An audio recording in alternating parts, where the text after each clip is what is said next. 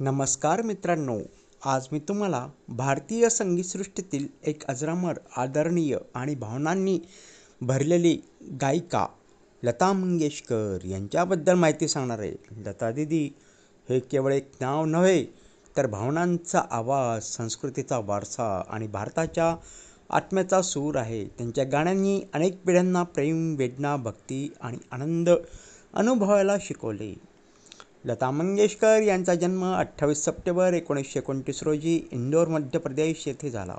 त्यांचे वडील पंडित दीनानाथ मंगेशकर हे रंगभूमीवरील प्रसिद्ध गायक आणि नट होते. वयाच्या 5व्या वर्षी लतादीदींनी गायनाची सुरुवात केली. वडिलांच्या निधनानंतर त्यांची कुटुंबाची जबाबदारी स्वीकारून चित्रपटसृष्टीत पार्श्वगायिका म्हणून काम सुरू केले. लता मंगेशकर यांनी 70 वर्षांहून अधिक काळ भारतीय चित्रपटसृष्टीत गायन केले. त्यांनी 30,000पेक्षा अधिक गाणी विविध भाषांमध्ये गायली आहेत. आएगा आने वाला, लग जा गले, तेरे बिना जिंदगी से, एक प्यार का नगमा है, वंदे मातरम यांसारखी गाणी आजही लोकांच्या हृदयात जिवंत आहेत. त्यांच्या आवाजात भावनांची गहिराई आणि सुरांची शुद्धता होती. पुरस्कार आणि सन्मान. भारतरत्न, भारताचा सर्वोच्च नागरी सन्मान 2001, पद्मभूषण आणि पद्मविभूषण, दादासाहेब फाळके पुरस्कार, राष्ट्रीय चित्रपट पुरस्कार, फिल्मफेअर पुरस्कार, गिनीज वर्ल्ड रेकॉर्ड, सर्वाधिक गाणी रेकॉर्ड करणारी गायिका. लता मंगेशकर यांचे व्यक्तिमत्व अत्यंत नम्र, शिस्तबद्ध आणि संस्कारी होते. त्यांनी कधीही प्रसिद्धीचा गर्व केला नाही. त्यांच्या जीवनशैलीत साधेपणा आणि भक्तिभाव होता. त्या मराठी संस्कृतीचा अभिमान बाळगून जगभरात भारताचे प्रतिनिधित्व करत होत्या.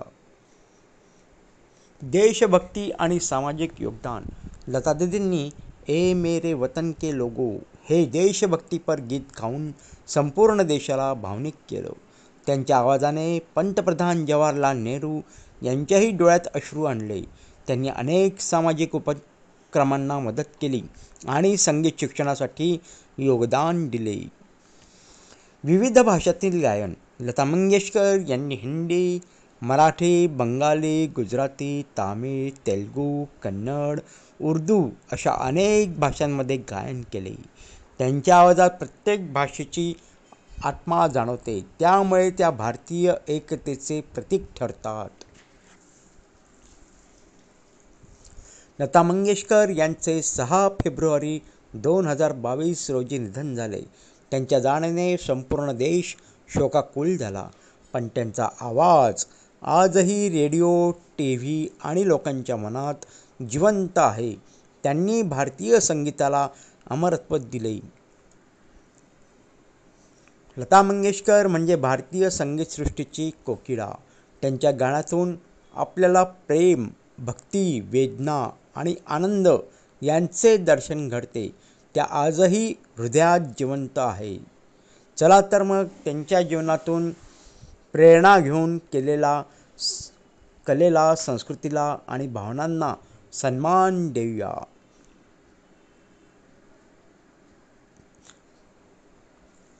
मित्रांनो, तुम्हाला हा व्हिडिओ कसा वाटला ते आवर्जून सांगा.